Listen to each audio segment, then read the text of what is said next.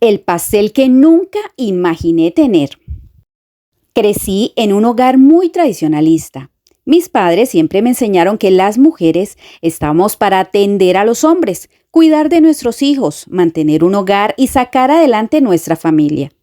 De niña creía que mi sueño más grande era casarme y tener una hermosa familia, y como decían en los cuentos de hadas, vivir felices para siempre. Sin embargo, no había entendido que ese no era mi pensamiento, sino era la idea que me habían vendido desde pequeña.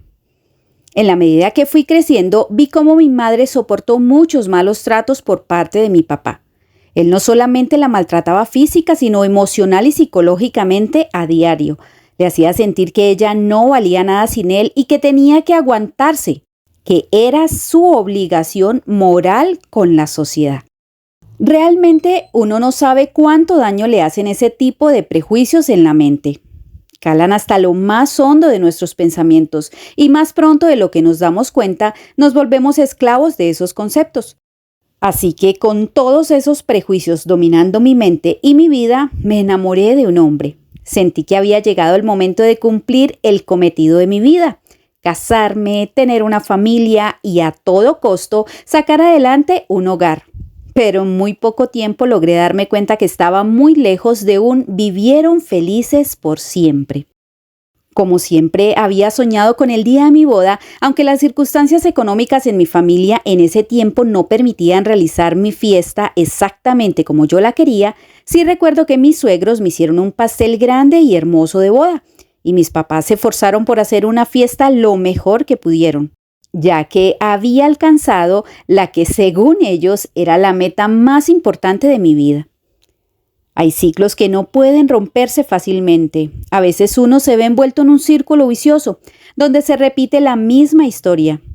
Ese hombre con el que me casé era igual a mi papá. Un mal hombre que me ultrajaba física, emocional y psicológicamente.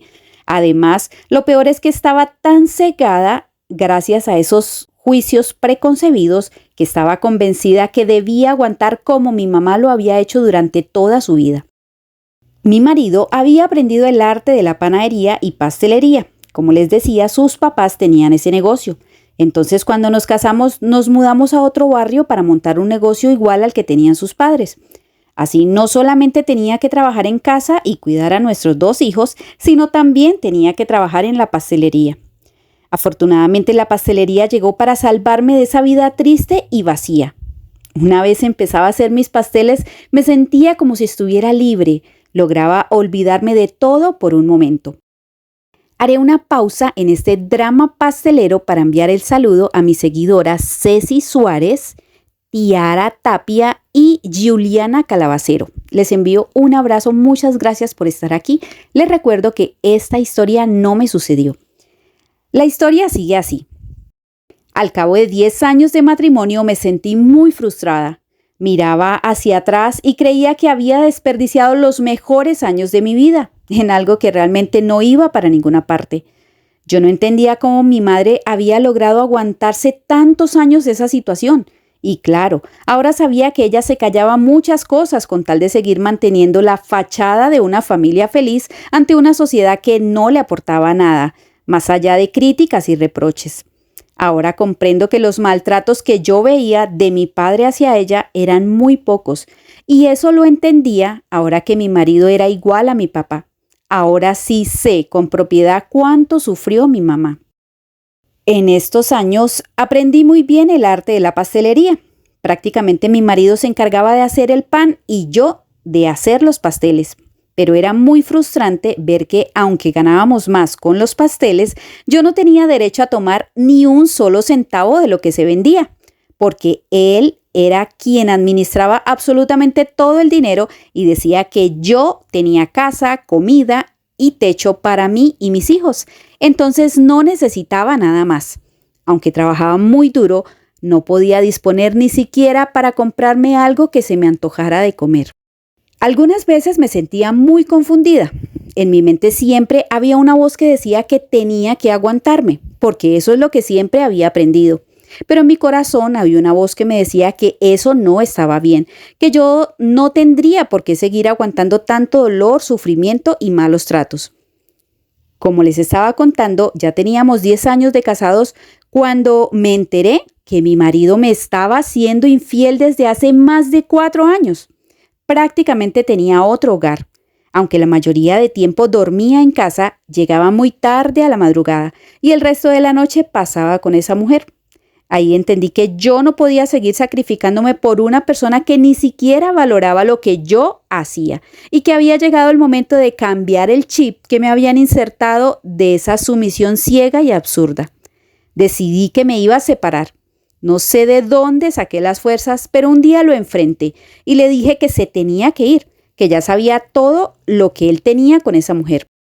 Hasta creí que se iba a resistir y que iba a pelear, que me iba a decir que no. Pero siento que es lo que estaba esperando, que yo le dijera que se fuera. Así que sin mucho escándalo, tomó su ropa y se fue. Ese día creí que mi tortura había terminado, pero apenas empezaba. Al día siguiente que se fue, regresó a decirme que él iba a llevarse todo lo de la pastelería, porque iba a montarla allá en la casa en donde vivía con esa otra mujer. Y ahí entendí que tenía que asesorarme con un buen abogado. Pues una amiga me aconsejó que fuera a una comisaría de familia y allí hablé con una psicóloga experta en ese tema de maltrato familiar.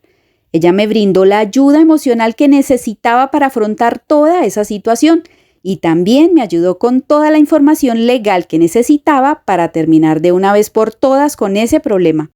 Me direccionó a un centro jurídico en donde podría demandar a mi marido para poder hacer una separación de bienes y divorciarnos.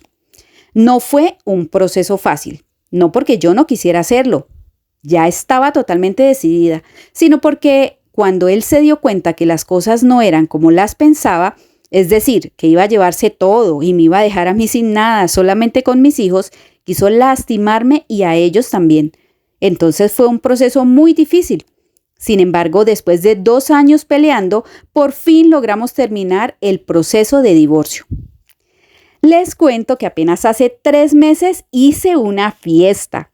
Me hice un pastel de 3 pisos con un diseño que nunca siquiera pasó por mi mente. Y no fue otro pastel de boda. Hice mi propio pastel para festejar mi divorcio. Así es. Estoy tan feliz por regresar a la vida y a la libertad que me hice mi propia fiesta de divorcio. Seguiré trabajando con la pastelería y luchando por sacar a mis hijos adelante, pero sobre todo por enseñarles que nunca deben someterse y que el verdadero éxito no se mide por un matrimonio, sino por lo feliz que seas en la vida. ¿Qué tal? ¿Se harían una fiesta de divorcio para ustedes? Si es así, escriban la palabra pastel. Queridas seguidoras y seguidores, seamos valientes buscando nuestra felicidad. Y no dejemos que las opiniones de los demás detengan nuestro camino hacia la realización personal. El verdadero éxito en la vida es ser felices, sin importar el ruido de las opiniones ajenas.